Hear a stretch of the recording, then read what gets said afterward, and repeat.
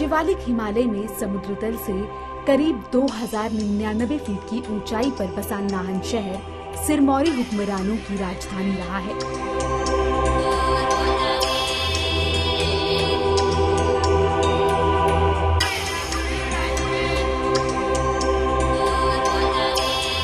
यूं तो ऐतिहासिक शहर नाहन में ऐतिहासिक स्थलों की कमी नहीं है, लेकिन ऐतिहासिक चौगान के बिना नाहन का जिक्र बिना मीठे की खीर जैसा है। हिमाचल की धरोहर में आज हम बात करेंगे सैकड़ों सालों से शहर के बीचों बीच बना नाहन के ऐतिहासिक चौगान मैदान की।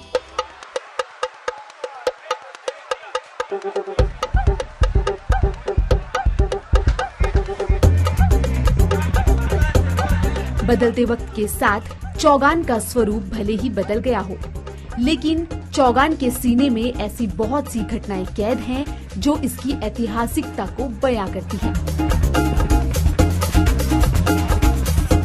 आज के दौर में इन घटनाओं से बहुत से शहरी व खासकर युवा पीढ़ी अभी भी इस चौगान की ऐतिहासिकता से अनजान है।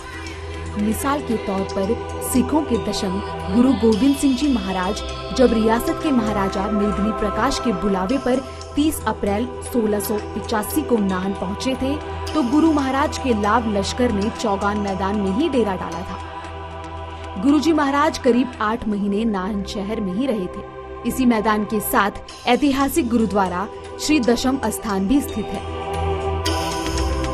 गुरु गोविंद सिंह जी महाराज या बड़े बड़े राजाओं महाराजाओं के आने पर होने वाले भव्य आयोजन हों, इन सब का ये साक्षी रहा है।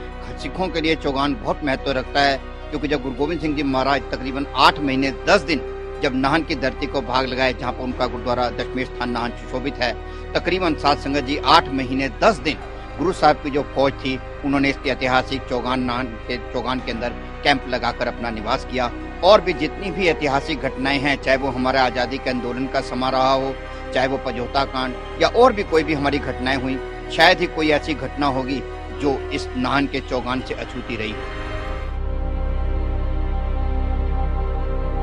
सिरमौर रियासत के अंतिम महाराजा राजेंद्र प्रकाश का 1933 में राजतिलक का गवाह भी चौगान ही बना था।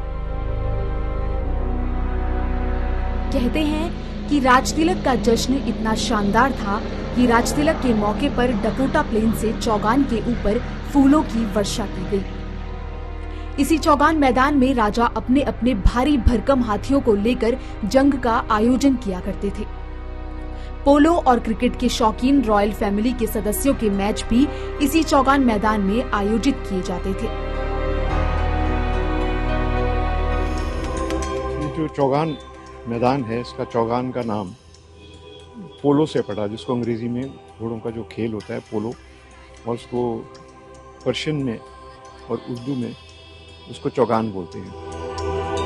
राज्य उत्सव होते थे या परेड होती थी या कोई और उत्सव होते थे, उसके लिए रखा गया था। जो भी महत्वपूर्ण इसमें गैदरिंग होती थी और लोग इकट्ठे होते थे, तो इसे मनाया जाता था। और ख़ास करके जब ये फौजें वगैरह एकत्रित होती थी, इससे पहले ये जो आपका कैंटोनमेंट एरिया है, जिसको शमशेरपुर कैंट कहते हैं, वो महाराजा शमशेर प्रकाश के समय में बना। पर उससे पहले जो फौजी वगैरह इकट्ठे होते थे और एक्सरसाइज वगैरह करते थे, वो इसी चौगान मैदान में करते थे। इसके साथ ही एक साइड अस्तबल थे, जहाँ की घोड़े वगैरह भी रखे जाते थे। उनको भी इसमें उनकी जो ट्रेनिंग वगैरह दी जाती थी और उनको एक्सरसाइज वगैरह यहाँ कराई जाती थी। वहीं आजादी के बाद रियासतों का भारतीय संघ में विलय के दौरान सिरमौर के राजा ने भी अपनी गद्दी छोड़ने का ऐलान इसी चौगान से किया था।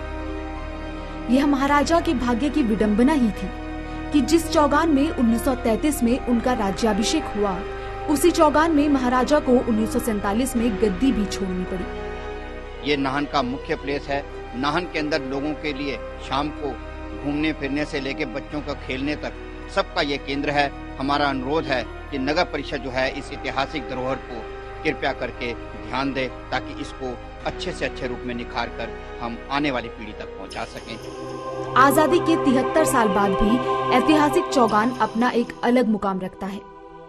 सभी राष्ट्रीय पर्वों का आयोजन यहाँ होता है। कितने ही राष्ट्रीय और अंतर्राष्ट्रीय खिलाड़ी इसी चौगान मैदान में दिए हैं। लेकिन मौजूदा समय में स्थानीय लोग इस मैदान के लिए चिंतित हैं। लिहाजा इस ऐतिहासिक धरोहर के रखरखाव की दिशा में जिला प्रशासन सहित नगर परिषद को उचित कदम उठाने की आवश्यकता है, ताकि इसकी ऐतिहासिकता को बनाए रखा जा सके। Bureau report, ETV Bharat.